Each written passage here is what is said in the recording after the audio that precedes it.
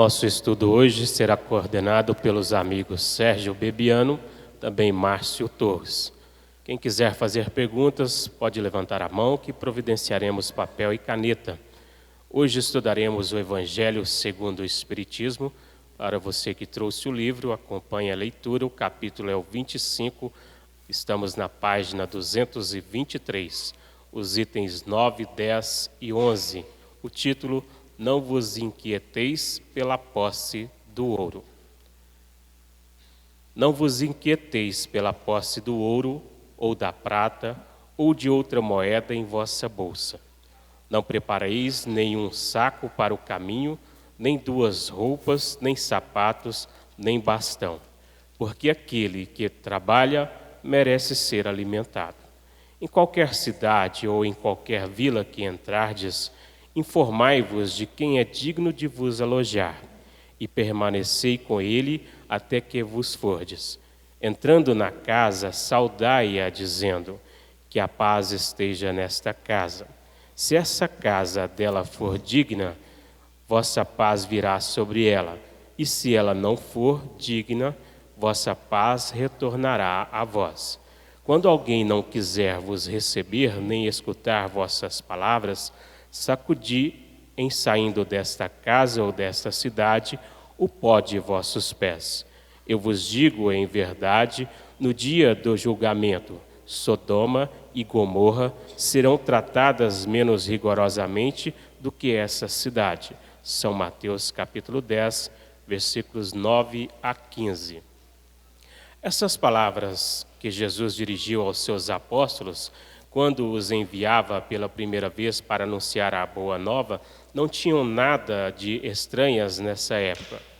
Estavam de acordo com os costumes patriarcais do Oriente, onde o viajante era sempre recebido sobre a tenda. Mas, então, os viajantes eram raros. Entre os povos modernos, o aumento da circulação levou a criar novos costumes. Não se encontram os costumes dos tempos antigos, senão nas regiões distantes, onde o grande movimento ainda não penetrou. E se Jesus retornasse hoje, não poderia mais dizer aos seus apóstolos: ponde-vos a caminho sem provisões. Ao lado do sentido próprio, essas palavras têm um sentido moral muito profundo. Jesus ensinava assim aos seus discípulos a se confiarem à providência. Depois, estes, nada tendo, não poderiam tentar a cupidez daqueles que os recebessem. Era um meio de distinguir os caridosos dos egoístas. Por isso, lhes disse: informai-vos de quem é digno de vos alojar, quer dizer, quem é bastante humano para abrigar o viajante que não tem com que pagar, porque estes são dignos de ouvirem a vossa palavra. Pela sua caridade, vós os reconhecereis. Quanto àqueles que não quisessem nem recebê-los, nem escutá-los, disse aos seus apóstolos para os maldizerem, se imporem a eles, usar de violência e de constrangimento para os converter? Não, mas para irem pura e simplesmente para o outro lugar e procurar as pessoas de boa vontade. Assim diz hoje o Espiritismo aos seus adeptos: não violenteis nenhuma consciência, não forceis ninguém a deixar sua crença para adotar a vossa. Não lanceis anátema sobre aqueles que não pensam como vós. Acolhei aqueles que vêm a vós e deixai em paz os que vos repelem. Lembrai-vos das palavras do Cristo. Outrora o céu se tomava pela violência, hoje pela brandura. Capítulo 4, versículos 10 e 11. Com a palavra e os esclarecimentos, Sérgio Bebiano e Márcio Torres. Muito bem, meus queridos e queridas, uma boa noite a todos e a todas. Maravilha, é um prazer, uma alegria, uma honra muito grande receber cada um de vocês aqui nessa casa abençoada, nessa casa de amor, de paz, nessa casa de caridade. Quero também cumprimentar aos nossos amigos internautas que estão agora também podendo nos assistir pelo nosso site, já que todos os nossos estudos e palestras são gravados. E também cumprimentar aqueles que estão vindo aqui à casa pela primeira vez. Sejam muito bem-vindos. Aqui é um prazer muito grande receber cada um de vocês. Cumprimentar meu companheiro, Márcio Torres. Obrigado, Márcio, pela presença de sempre. Está aqui como nosso companheiro voluntário nessa casa, fazendo um trabalho maravilhoso aqui de divulgação dessa doutrina. Bom, meus queridos, antes de nós passarmos para o Márcio, que vai fazer uma explanação do texto lido, lembrando a todos que vocês podem fazer suas perguntas, nós já temos várias aqui que já foram passadas para nós antes do estudo. Eu quero dizer para vocês que hoje é um dia muito especial. Alguém sabe que dia que é hoje? Hoje é o dia do amigo. É o dia do amigo, sabiam? Mas além de ser o dia do amigo, hoje, no dia 18 de abril, nós comemoramos hoje 161 anos da edição do primeiro livro da codificação kardeciana, o Livro dos Espíritos, que foi editado e publicado no dia 18 de abril de 1857. Então, hoje, completam-se 161 anos da nossa doutrina. Essa doutrina maravilhosa, consoladora, em tenra idade ainda, né? 161 anos não é nada se compararmos aos milhares e milhares de anos que a humanidade tem. Mas é uma doutrina consoladora. Aqui é a terceira revelação que Jesus nos prometeu. Então, que hoje possamos agradecer mais uma vez nos nossos pensamentos, nas nossas boas vibrações, ao nosso querido Kardec. Ele que codificou, que se desdobrou, que se doou para poder elaborar essas obras tão importantes, em especial esse primeiro livro, o Livro dos Espíritos, que hoje completa então 161 anos. Muito bem, meus queridos, eu vou passar para o Márcio então, para fazer a explanação, e aí depois a gente vai estar respondendo aqui as perguntas de vocês. Eu desejo a todos um excelente estudo. Boa noite. Com muita alegria. Foi fraquinho, foi não, Sérgio? Boa noite, pessoal. Aí, ó, tem que ter força, alegria. Nós estamos na casa do Cristo estudando o Evangelho, não é verdade? Pois bem, eu estou aqui no capítulo errado já aqui, ó. Espera aí. Ih, o livro virou. Não vos inquieteis pela posse do ouro. O título já mostra para a gente a intenção do estudo. Não vamos nos incomodar com o que é material. Não vamos nos incomodar com as posses passageiras, com aquilo que não vai me trazer nada para o amanhã. Né? Quer dizer que eu não preciso ter? Não quer dizer, nós temos que ter. Nós precisamos de dignidade, nós precisamos nos vestir, nós precisamos comer, nós precisamos nos locomover, nós precisamos de saúde, nós precisamos de lazer. E isso gera recursos financeiros. Mas quando ele fala não nos inquieteis, é não deixar que isso me incomode, não deixar que isso seja a prioridade na minha vida. Que a prioridade na minha vida seja a construção de mim mesmo. Que a prioridade da minha vida seja a minha família, seja o meu próximo, seja ele quem for. Em qual momento for, em que ocasião for. E ele nos convida no texto a levar as palavras do Cristo junto conosco. Mas para quem nós devemos levar? Onde nós devemos levar? Porque todos nós somos convidados a sermos apóstolos do Cristo. Todos nós, a todo instante, somos convidados a exemplificar aquilo que nós já aprendemos do Evangelho do Cristo. A exercitar esse Evangelho em nós. Porque conhecer o Evangelho é muito fácil. Pegar o Evangelho do Cristo, ler, estudar, conhecer, é muito fácil. O complicado é quando eu tenho que vivenciá-lo. Vivenciá-lo a todo instante, na minha família, no meu trabalho, no meu convívio social, no trânsito.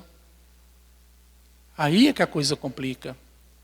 Porque muitas das vezes o egoísmo, o orgulho, me impede e me deixa esquecer, me faz esquecer aquilo que eu sei. E que eu já não deveria mais fazer, mas ainda faço. E ele nos diz o seguinte claramente: a quem nós vamos levar a palavra do Cristo? Nós não podemos ficar preocupados, mesmo me sentindo já como um portador da palavra do Cristo, porque todos nós já somos, em pequena escala, todos nós já conhecemos um pouco e todos nós já temos alguma coisa a doar, mas não são todas as pessoas também que estão preparadas a receber. Não são todas as pessoas que estão no momento de entender e de aceitar. O texto, ele trata de 2000 anos atrás, numa cultura, numa época totalmente diferente da que nós estamos hoje. Mas se a gente puder trazer isso para o nosso dia a dia, ele vem nos dizer o seguinte: olha, se o seu próximo professa uma outra filosofia, respeite. Não é o momento dele. Mas se ele vem a ti e questiona, aí ele já abriu uma janela para que você possa começar a trabalhá-lo. É diferente. Eu não posso querer chegar e impor aquilo que eu já descobri que é verdadeiro e bom para mim a uma pessoa que já tem uma outra filosofia, uma outra forma de pensar e agir. Não adianta. Ela não vai aceitar. Ela não vai querer. Nossos irmãos evangélicos, por exemplo, eles têm uma forma de entender o evangelho. Aí já nem entra muito evangelho, já entra mais a Bíblia como um todo. Porque, principalmente a doutrina evangélica, ela pega muito o Velho Testamento, que é mais impositivo, mais punitivo, causa um pouco mais de temor. Porque era a época de Moisés e nem era necessário que aquilo fosse daquela forma. Mas Cristo depois veio e trouxe a lei do amor, o Novo Testamento, o Evangelho. Os nossos irmãos católicos, eles já têm uma outra forma de entender. E nós temos que respeitá-los. Porque todos os caminhos levam a Deus. Todos eles levam. Em qualquer religião, em qualquer doutrina nesse mundo, leva a Deus. Porque é assim que Deus criou. No Livro dos Espíritos, quando Kardec questiona, né, se Deus é um só, por que tantas doutrinas, tantas religiões, tantas crenças diferentes? A resposta é muito objetiva: vocês são diferentes. Cada um tem uma forma de entender e agir. Cada um está num nível evolutivo diferenciado. Então, para cada etapa evolutiva, há uma forma de entender. Mas no futuro, haverá uma só religião. A religião do amor. Olha que interessante. Haverá uma só no futuro. Mas nós ainda não estamos preparados. Nós ainda necessitamos de estágios diferenciados. Hoje nós estamos comemorando 161 anos da vinda do Consolador prometido. 161 anos. Nós ainda somos bebezinhos, talvez ainda nem aprendemos a andar, viu, Sérgio, nessa doutrina. Nós estamos ainda começando a germinar, a semente está começando a querer brotar. Somos 7 bilhões e meio de seres nesse planeta. Talvez nós sejamos uns 300 mil espíritas no mundo, imagino eu. Somos muito poucos. Mas somos nós que viemos a essa casa buscando os ensinamentos e aprendendo os ensinamentos da doutrina, que assumimos a responsabilidade de levá-la à frente. Não porque nós somos os escolhidos, porque nós somos os mais devedores. Nós espíritas somos aqueles que temos mais débitos. Por isso nos foi dada a oportunidade de conhecer essa doutrina nos primórdios dela.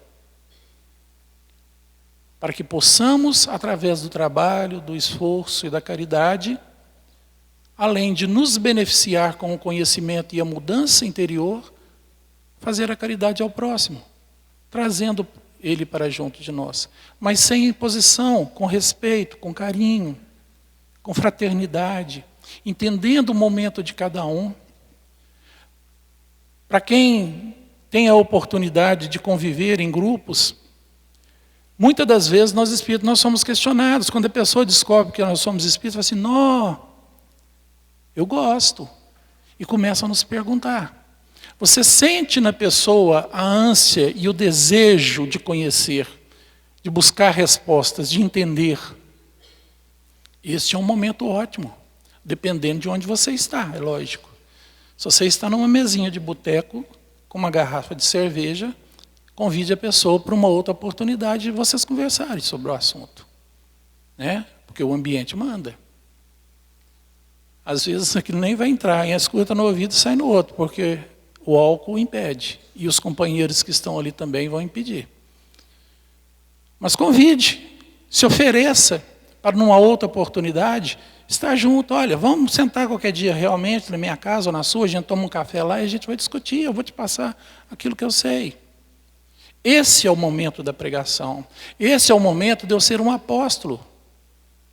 Não para impor aquilo que eu conheço, mas para passar a informação, deixando o livre-arbítrio do outro decidir se ele quer ou não continuar e aprender.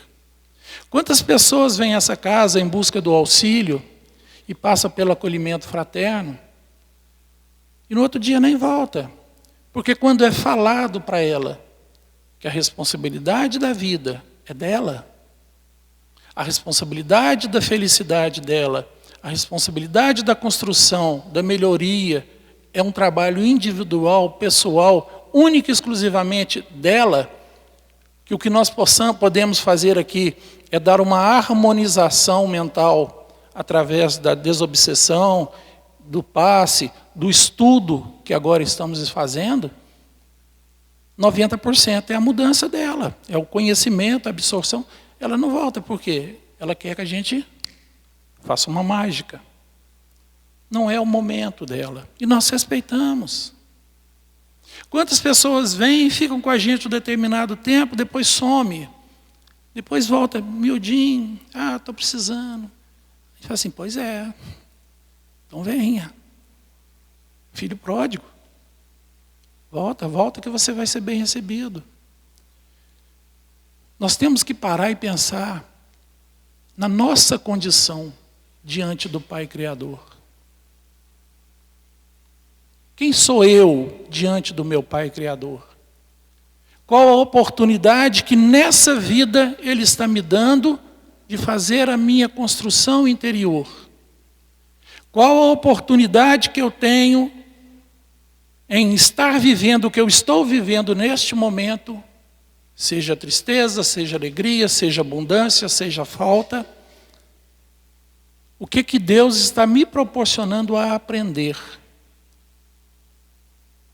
Esqueçamos que nós somos seres de carne e vamos nos conscientizar que nós somos seres espirituais num corpo de carne. Seres espirituais imortais. Que a nossa verdadeira casa é o mundo espiritual. Que tudo que se trata de evangelho, nós estamos falando de vida espiritual, não vida material. Ela vai atingir nossa vida material pela mudança, pela conscientização, pelo esforço que nós vamos nos empregar, porque nós vamos perceber que eu posso ser feliz, mesmo diante de um mundo que não é feliz. Porque essa construção é minha. Mas o que eu não posso é me sentir abandonado por esse Pai de amor. Porque quem se sente abandonado por Deus está se colocando como vítima da vida. Porque, na verdade, nós somos construtores das nossas próprias vidas. E quando eu me sinto construtor, eu tenho todo o poder de refazer-me e fazer a minha vida melhor. Porque basta eu querer. Muito bem, meus queridos. Esse pequeno tópico que é o último do capítulo 25, realmente nos leva a grandes e profundas reflexões. E a gente tem que refletir muito sobre o que a gente está estudando aqui hoje, em especial. Tem uma pergunta aqui interessante, na verdade duas, elas têm tudo a ver uma com a outra. Uma pessoa fala assim: na minha família tem parentes católicos e evangélicos, uma briga danada quando se fala de religião. Eu estou há pouco tempo da doutrina espírita e sou muito atacado por eles. O que fazer? Gosto muito do espiritismo, porque é racional e é lógico. E a outra pergunta, a outra pessoa fala assim: minha família não aceita eu vir na casa espírita, são evangélicos e dizem que estou indo à procura do demônio. Tento explicar como as coisas são aqui, mas sequer me ouvem. Acham que somente os evangélicos têm a verdade. Como devo agir se aqui encontrei minha fé? Olha, para vocês dois ou duas, ou para todos nós, isso acontece muito realmente, não é? Na verdade, André Luiz nos ensina que discussão sobre religião é pancadaria mental. E é verdade. E às vezes as pessoas discutem, né? Brigam para impor ali os seus pontos de vista, brigam sobre futebol, brigam sobre política, brigam sobre religião. E aí às vezes vai lá, o meu time é o melhor. E se ele perde, tem alguma coisa que aconteceu, tem uma justificativa. Foi porque o juiz roubou, foi porque o outro time fez alguma coisa errada, enfim.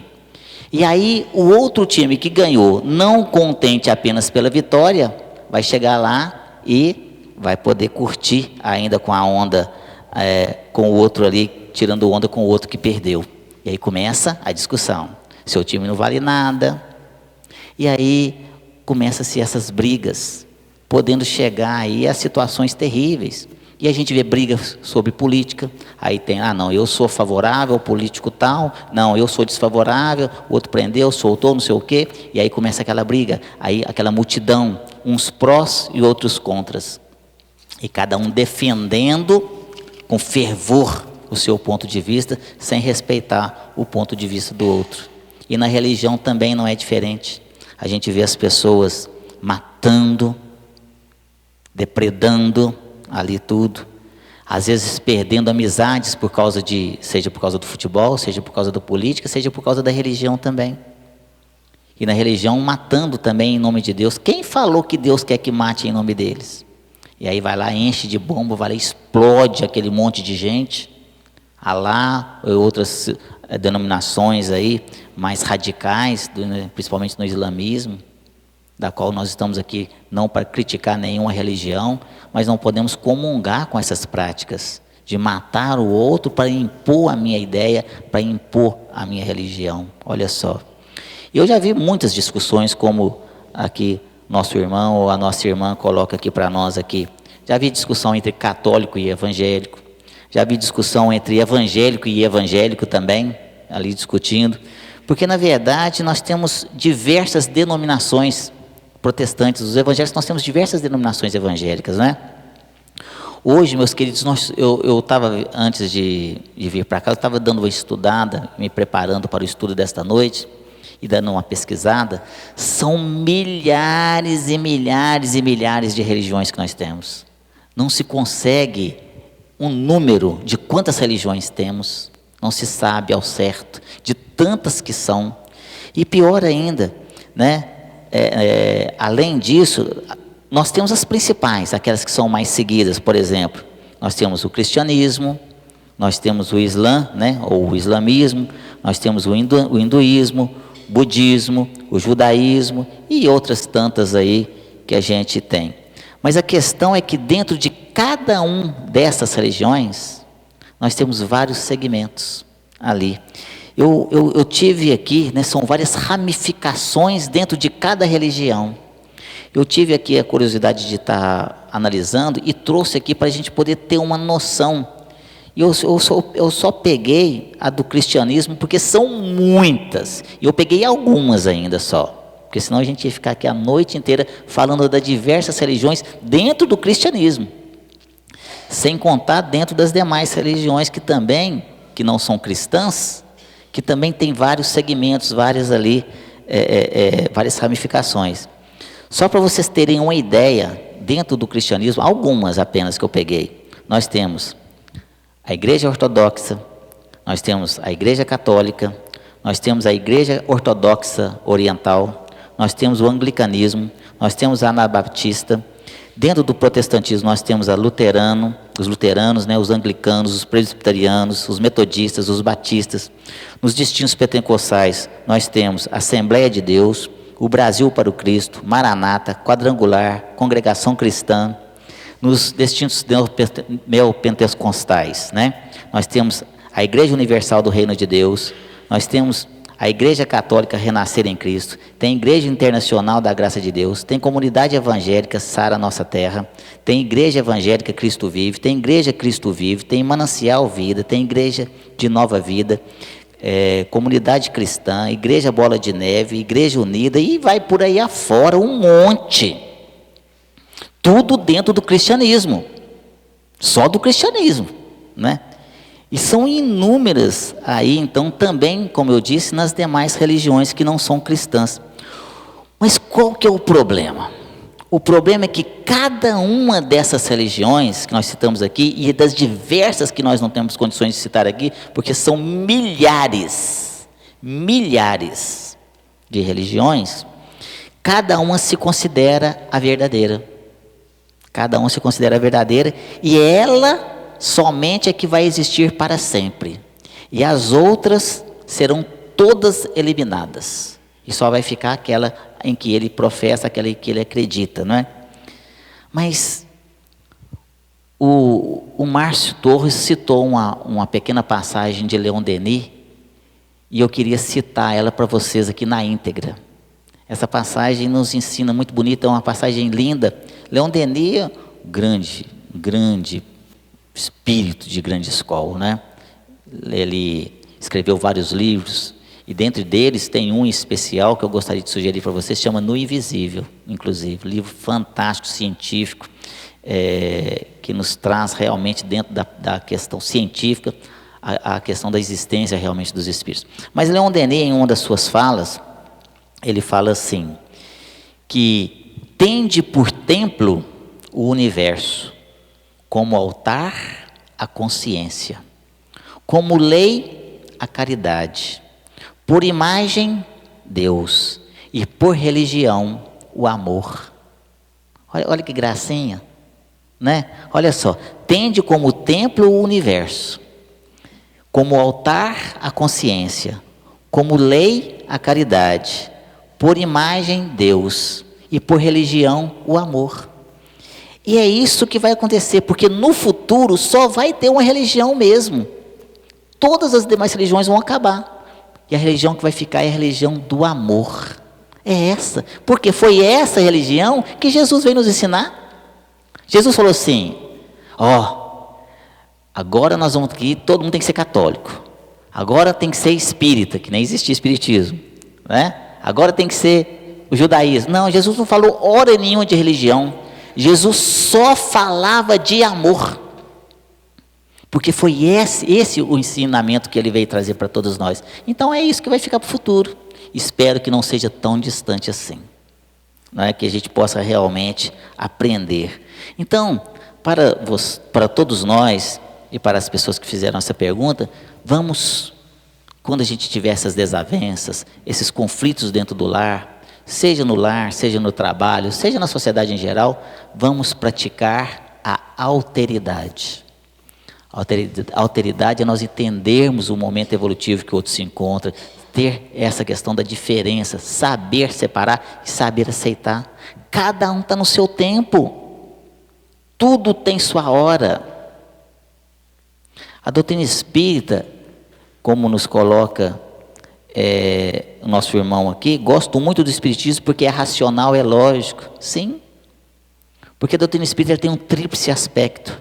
Ela é religião? Sim, ela é uma religião, mas numa ligação a Deus, a Jesus, sem dogma. Você não vai encontrar numa casa espírita que adota as obras kardecianas, porque às vezes as pessoas confundem. Estou vendo que várias perguntas aqui sobre a questão religiosa. no sentido de que o que é espiritismo, e as pessoas às vezes confundem o que é espiritismo com outras práticas espiritualistas.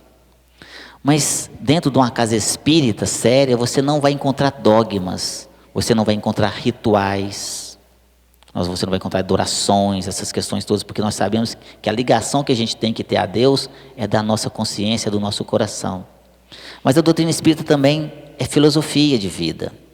E ela tem um terceiro aspecto, que é a ciência. Então ela é religião, filosofia e ciência. Isso é fé raciocinada. E nós estamos hoje num patamar evolutivo, cientificamente, tecnologicamente falando, que está muito alto em relação a 2000 anos atrás.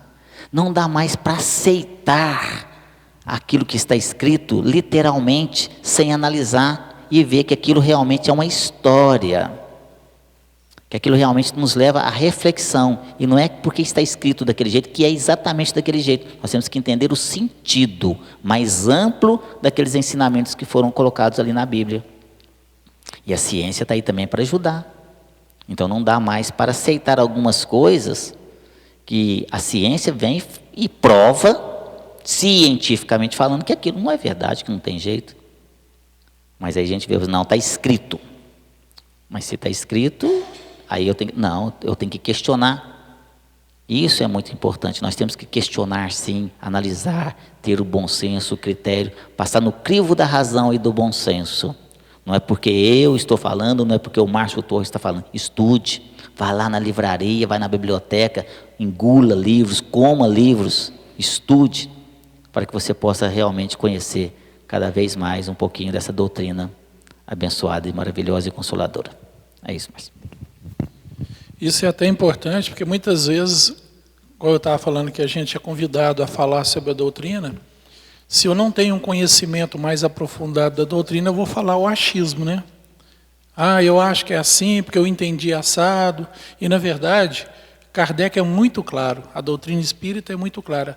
Então, para quem quer ser espírita e gosta de romance, dê uma paradinha no romance e estude um pouco as obras de Kardec, começando pelo Livro dos Espíritos, o Livro dos Médiuns, o Evangelho, Céu e Inferno e a Gênese. Estude essas obras para que você conheça realmente a doutrina espírita. Aí depois você volta a ler o romance. Aí você vai ver como o seu entendimento do romance vai ser totalmente diferenciado. Né, Sérgio? Antes de você ler a próxima pergunta, eu queria fazer uma sugestão para quem ainda não leu, e principalmente para os nossos amigos internautas, que às vezes ainda não conhecem a doutrina espírita. Tem um livro que eu acho que tem que ser o primeiro livro que tem que ser lido.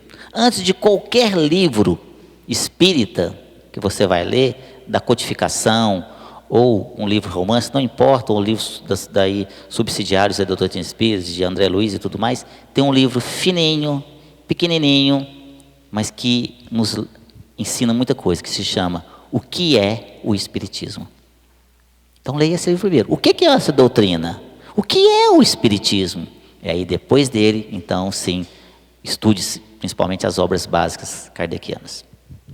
Pois bem, nós temos uma pergunta aqui que você praticamente já começou a responder ela aí, e ela está bem ligada ao que você estava falando das várias religiões. A pessoa pergunta assim: as diversas casas espíritas de Divinópolis são todas iguais? Ou deveriam ser? Passei outro dia por um centro espírita de nome Pai Jacó, onde fazem macumba. Isso pode acontecer?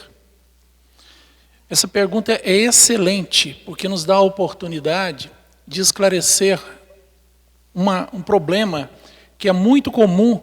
Isso acontece até nos jornais, nas novelas, nas revistas. A confusão que se tem entre doutrina espírita e religiões afro. As religiões que vieram através dos escravos. Né? Doutrina espírita é aquela codificada por Allan Kardec. É aquela doutrina que é igual aqui, ó. É um salão de estudos, não tem imagens, não tem velas, né? Não tem dogmas, como o Sérgio bem disse, não tem rituais. É onde se vem para estudar o Evangelho à luz da doutrina espírita, nos dando a condição de sermos responsáveis por nós mesmos, não terceirizando o nosso livre-arbítrio e o nosso destino. nos colocando como responsáveis por nós mesmos. Mas existe uma confusão muito grande. Eu conheço essa casa, lá realmente tem uma placa, Centro Espírita Pai Jacó.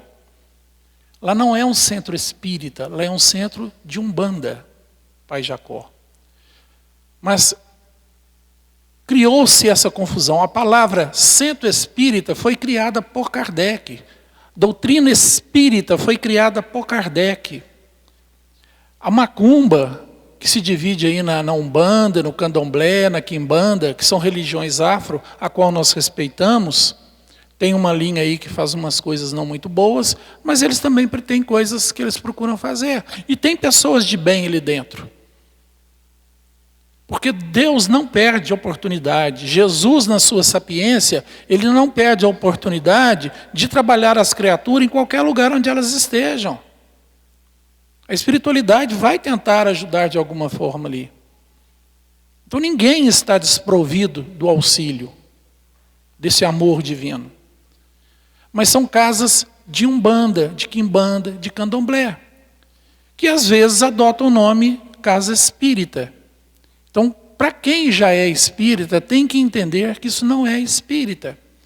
Muitas das vezes a gente vê na televisão, principalmente final de ano, quando eles gostam de ler o futuro, falar assim, o pai de santo espírita vai falar que é uma previsão, não sei o quê. Ele não é pai de santo espírita.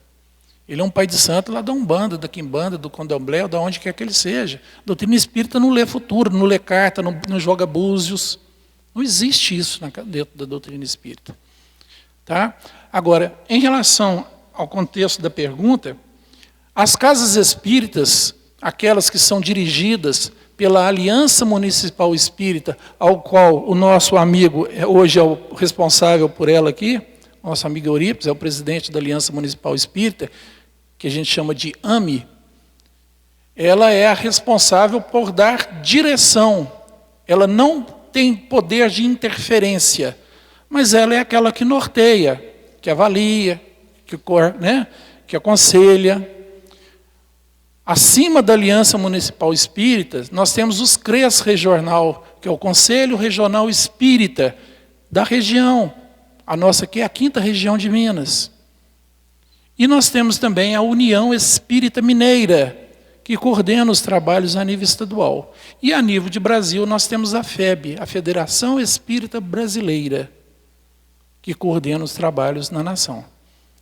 Tá? Então existe essa coordenação que não é impositiva, que não tem poder de controle, mas é aquela que norteia, que nos aconselha, que sugere. Né? Como na casa espírita não existe dono, existe um presidente, que aqui nessa casa é o Sérgio Bebiano, porque a lei exige um CNPJ ativo, e para esse CNPJ tem que haver um responsável.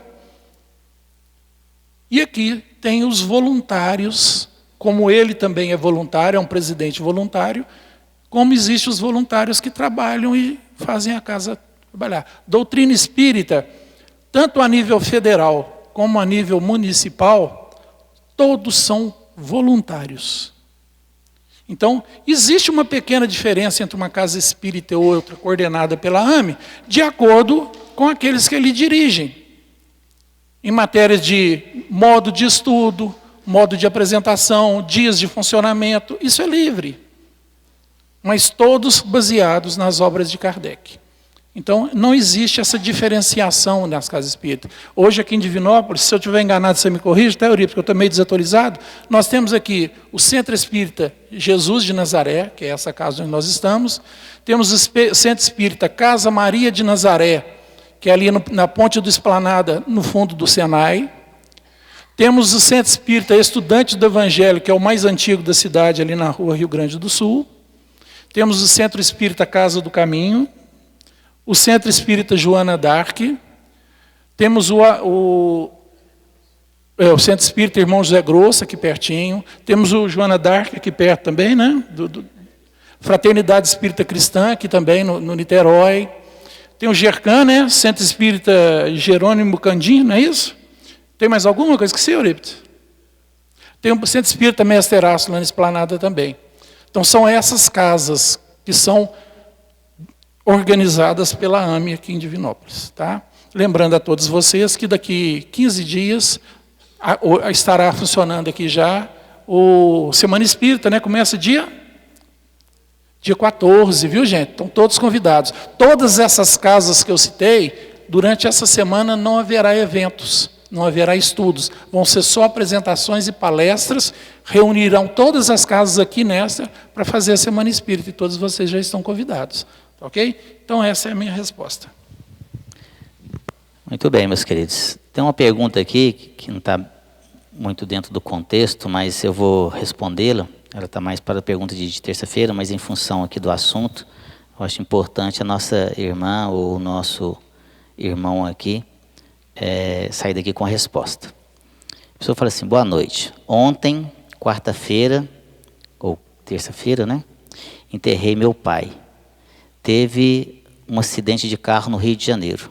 Estava de férias, foi passear e um carro bateu na contramão. Ele veio a falecer poucas horas depois. Foi lúcido para o hospital, andando, mas depois começou a sentir forte dor no peito e deu uma parada. Ele era uma pessoa maravilhosa, todos gostavam muito dele. Um caráter intocável. Nunca teve um inimigo. Me explique como foi depois dessa parada. O que aconteceu com ele assim que desencarnou? Ele sente o nosso choro, as nossas dores? Olha só, meus queridos. Primeiro, todos nós temos a nossa hora, né?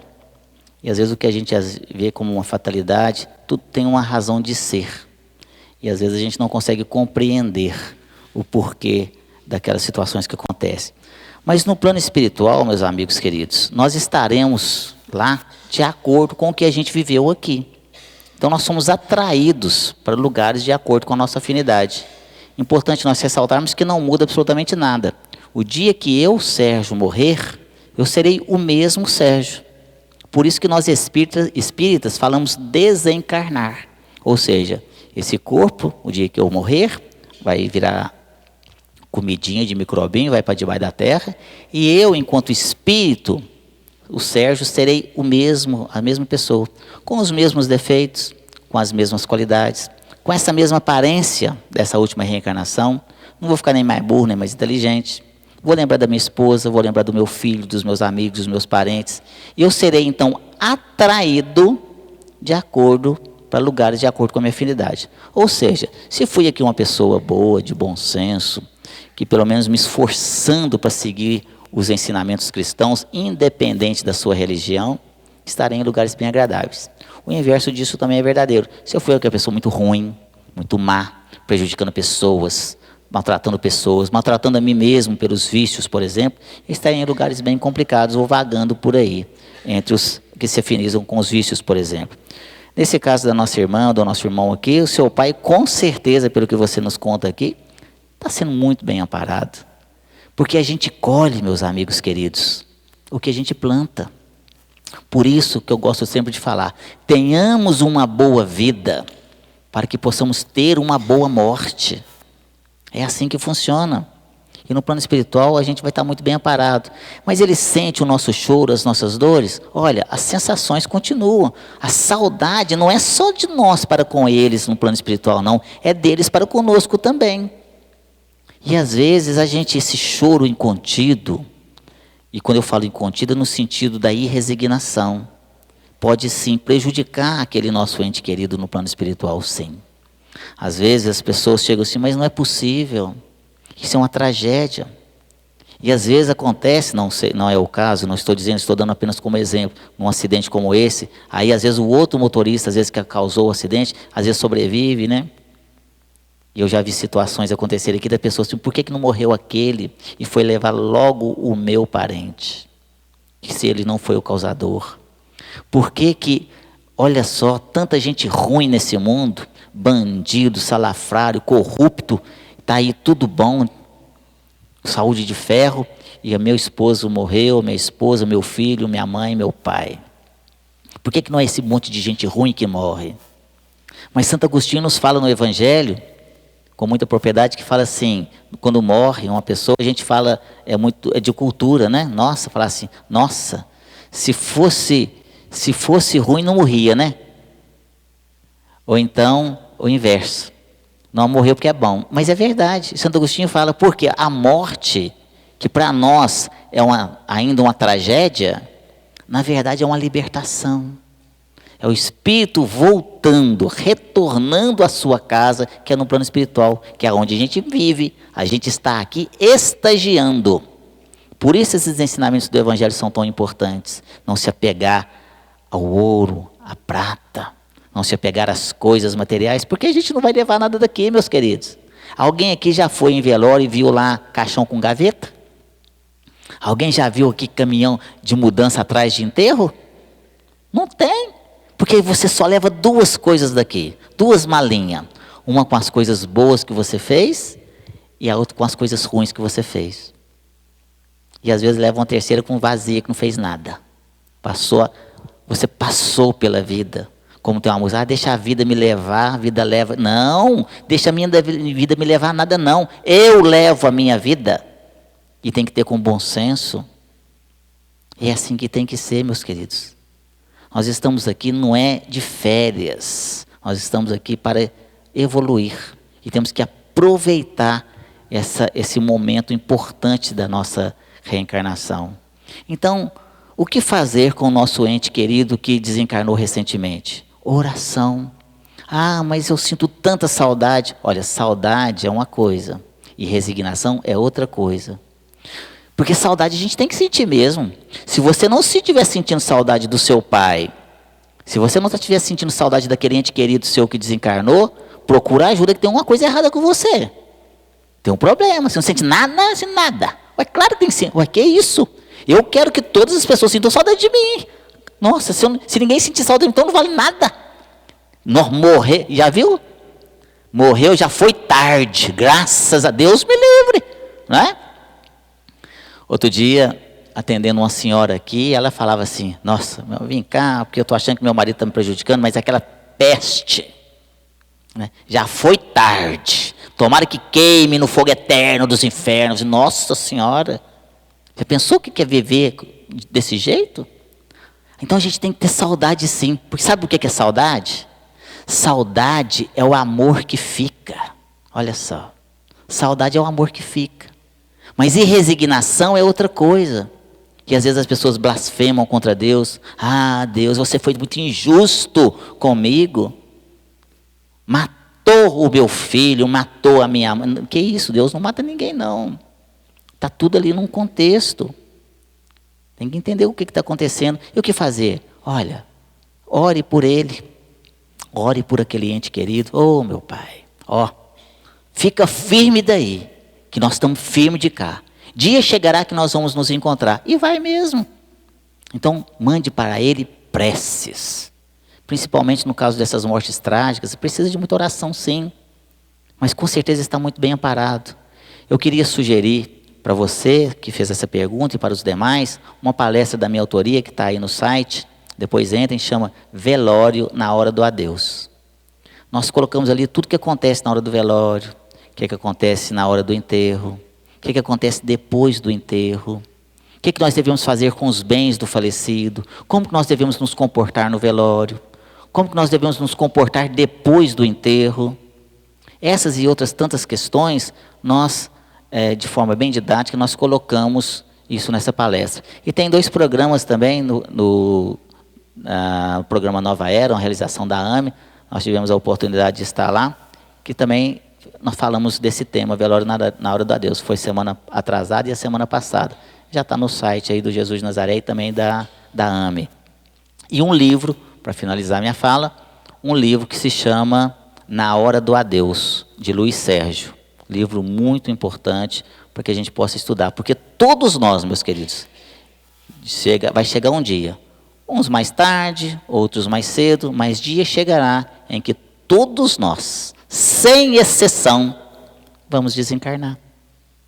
Porque é uma lei da vida, é uma lei de Deus. Ou alguém que vai ficar para a semente? Alguém aqui vai ficar o resto da vida nesse corpo físico? Não vai. Porque isso é impossível. Ninguém vive muito tempo ali, mais do que alguns 80, 90 anos, 100 anos, 100 e uns quebradinhos, né?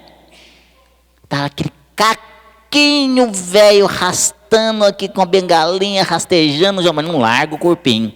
Mas uma hora vai ter que largar. Uma hora vai largar, porque não tem jeito. Porque isso é uma lei natural, portanto uma lei divina, portanto uma lei imutável. E a gente vai desencarnar. Então, que possamos nos preparar também para esse momento do desencarne nosso e do nosso ente querido. Para que possamos, então, estar melhores no plano espiritual, né? Então, assistam essa palestra para que vocês possam aí aprender um pouquinho mais também desse tema tão importante. Esses dias eu vi na internet um senhor comemorando 113 anos. Está a foto dele com um bolinho, com 113 anos, e uma mensagem embaixo assim: ele ficou triste porque os amigos de infância não compareceram. Não tem jeito, né, gente? É impossível. Acho que vai ser a última pergunta. A pessoa fala assim: boa noite, este título também pode ser interpretado de outra forma. Não vos inquieteis por possuir ouro, uma vez que a fortuna também é uma prova, correto? Sim, tudo na vida é prova. A pobreza é uma prova, a riqueza é uma prova, a vida mediana é uma prova, a vida com problemas físicos é prova, a vida com a beleza excessiva é prova. Tudo é prova, porque senão nós não seríamos protegidos por Deus. Por que prova? De onde vêm as provas? As provas vêm do nosso livre-arbítrio mal usado. Vamos lembrar? A semeadura é livre, mas a colheita é obrigatória. Não é assim? Qual é a semeadura? A semeadura é o uso do meu livre-arbítrio. São os meus atos, as minhas decisões, aquilo que eu faço, aquilo que eu tenho. Eu sou o único detentor do meu livre-arbítrio. Livre-arbítrio é o maior poder que Deus nos deu. E Ele deu de uma forma que nem Ele interfere. Então, se nem Deus interfere no nosso livre-arbítrio, nada no universo pode interferir no meu poder de escolher o que eu devo e o que eu não devo, o que é certo, o que é errado, o que é bom e o que é mal. Só eu decido. Só eu. Mas eu também sou o único responsável por isso. Então, nas reencarnações passadas e nessa, os erros cometidos já são sementes plantadas.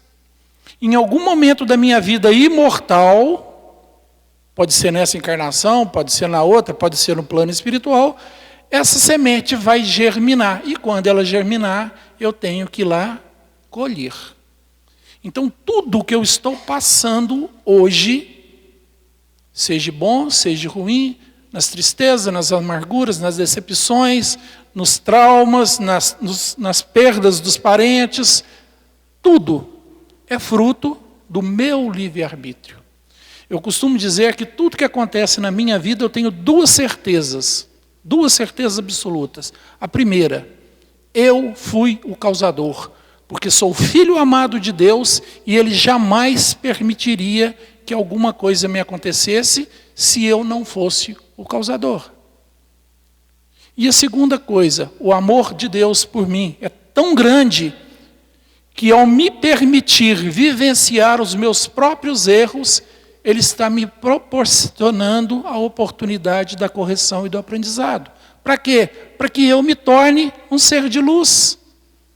Para quando eu voltar para o mundo espiritual, que eu possa estar em sintonia com moradas mais elevadas, que eu não precise voltar daquela morada de onde eu saí antes de vir para cá. Que eu tenha méritos para merecer uma morada mais feliz. Amor de Deus.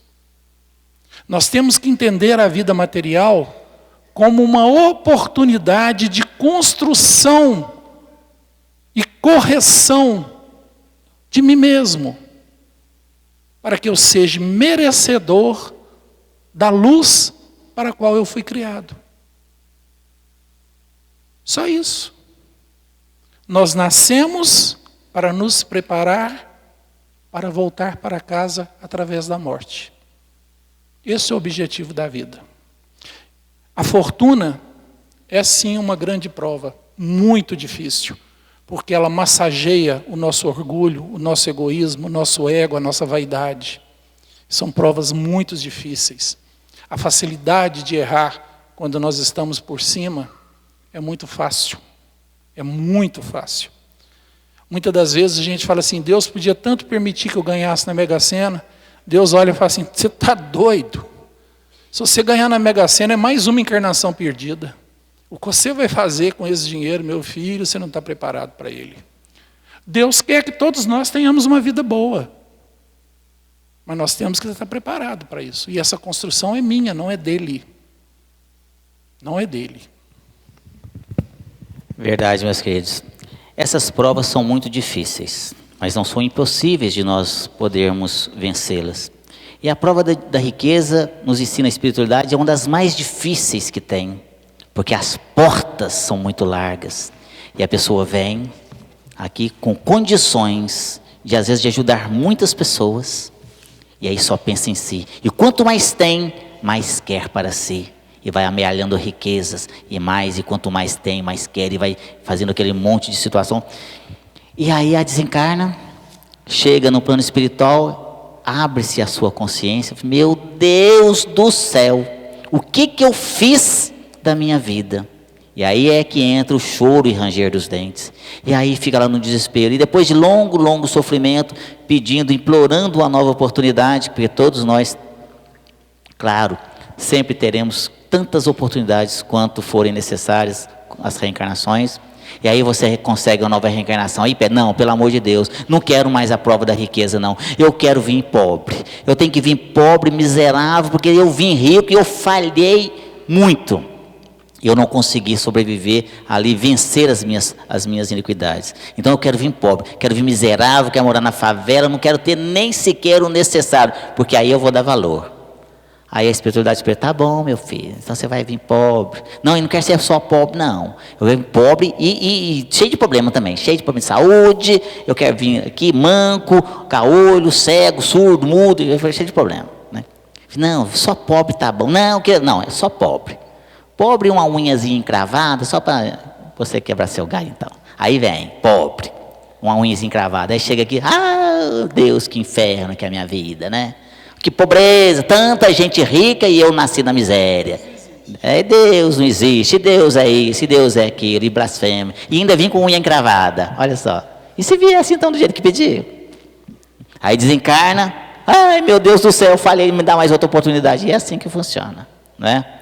Olha só, nesse último minuto que nos resta, tem um depoimento aqui no Evangelho, segundo o Espiritismo, no seu capítulo 2, que fala assim, uma realeza terrena.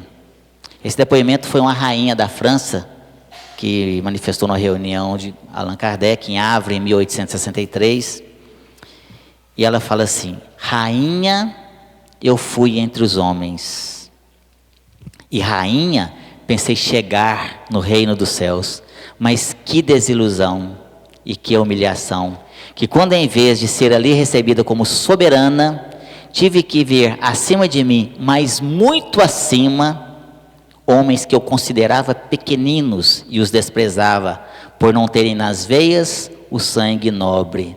Olha só, ela fala assim, aqui não se pergunta o que fostes, nem o cargo que ocupastes, mas o bem que fizestes e as lágrimas que enxugastes.